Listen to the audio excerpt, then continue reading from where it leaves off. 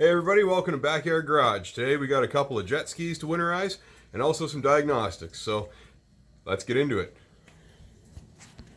Now our nearest lake is about an hour away, and my customer was complaining that this thing was taking on water. Now originally I thought maybe the seal right here was leaking, especially since the support's no longer here in this part of the jet ski. Oh, Jay, what are you doing? You're filling the hull with water? That's not good. Well, when you can't put it in the water, the only thing you can do is fill it with water. It isn't going to hurt anything.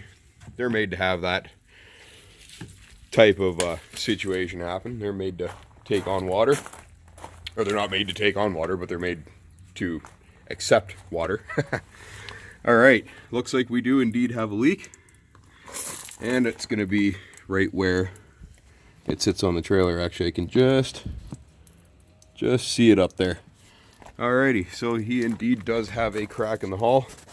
Unfortunately, that is under all this foam, which isn't going to be an easy task to deal with. So in the meantime now, let's pump this water out of here now that we know where the crack is and continue on with our winterizing. Alrighty guys, well I found the leak. I've got the fuel tank out and a bunch of the foam and stuff out of here. And what a pain in the ass. Now you can obviously see we're working with a hell of a crack here. More of a smash. I'm not really sure how this happened. Neither is the owner. He's not sure if he even bought it this way, because this was the first summer that he used, but he said this one was taking on water right away. So, as you can see, we started over here, and I'm plastic welding it. And I'm going to show you guys a method of how to do this that, if done properly, it'll be just as strong, if not stronger, when you're done. So, this crack, we're almost finished. Up here we'll call it the intersection, and then it continues on this way just a little bit past where you can see in the screen and into this hold down. So what I do first is I preheat with a heat gun. You want to get the plastic. This is a plastic hull. It's not fiberglass. It's not fiberglass reinforced. It's just injection molded. It's the same type of plastic basically that they make car intakes, like engine intake manifolds out of these days. So it's really easy to work with, and actually I use this method to modify intake manifolds and also make intake manifolds.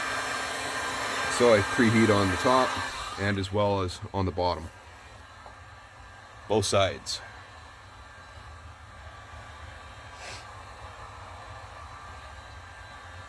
Now you don't want to melt it, because of course a heat gun can melt. And what I use is an industrial heavy duty soldering iron with a tip just like that on it. Works perfect for plastic welding. So I go in first of all like this. I should mention too, actually, before you do any of this, what I did was I took brake clean and sprayed the cracks and then blew them out with compressed air, because you don't want any contaminants. So of course when we start, we just overlap into the last weld I did, and I only do about 4 spaces, about the width of the tip as far as length goes.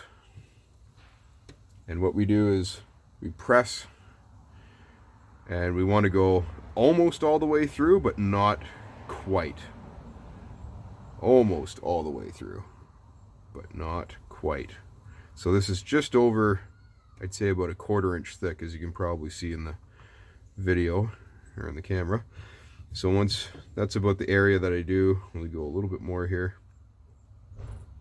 Now take the pressure off of the iron, and we just kind of dance it around in here, keeping the heat evenly distributed and very gently moving it back and forth. And what we want to see is we want to see the plastic in there basically look like it's wet with water, and then that's how we know when we're ready to fold the edges down. And the edges are going to stay hot and pliable while we're doing this. So right there it looks like we got a little puddle of water on the bottom. We don't, it is plastic. So now we'll fold what came out, put that in, and then use our flat end. You see how it looks like it's almost looks like it's wet with like water? That's exactly what we want to see, because that's how it's going to be all the way through, almost completely to the other side, which is why this repair works really, really well when it's done correctly.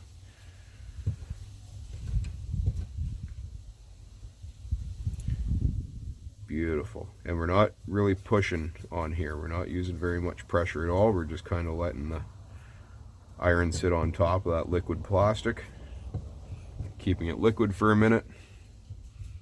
Just kind of form everything nice. And that's it. Don't cool it quickly with water or anything. I'm going to keep going. Obviously, I'm not going to make a whole video of it.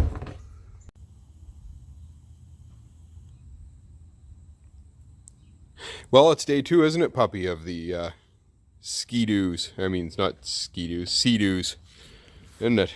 Alrighty. Check it out. Alright, so we got all of it fully plastic welded, as you've seen in the beginning of the video.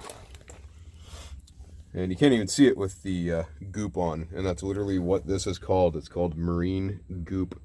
This crap is amazing. I've been using it for years in marine and even automotive applications. So the best way to describe it, comes in a tube, and the best way to describe it is kind of like a urethane. It's like a real thick, extremely tough rubber once it's cured. It's just basically like skinned up at this point. It's not sticky anymore, but it's not cured yet. But I can put the unit back together, which is what I need to do. I need to get this whole thing back together and finished, so we can winterize it and then do that one. Luckily that one doesn't have a cracked hull, so it's not going to take me 2 days. Now on the bottom, what I did was sanded everything, and where the cracks were very noticeable, basically where they didn't perfectly join up again, I gouged them out, and then plastic welded them also, and then also put an epoxy in there, the plastic weld epoxy, to fill everything up real nice. And then this morning I sanded it and then gave it a layer of the marine goop just for extra, I don't know, peace of mind. There's absolutely no way that this would ever leak, and this is absolutely 100% stronger than the rest of the hull now.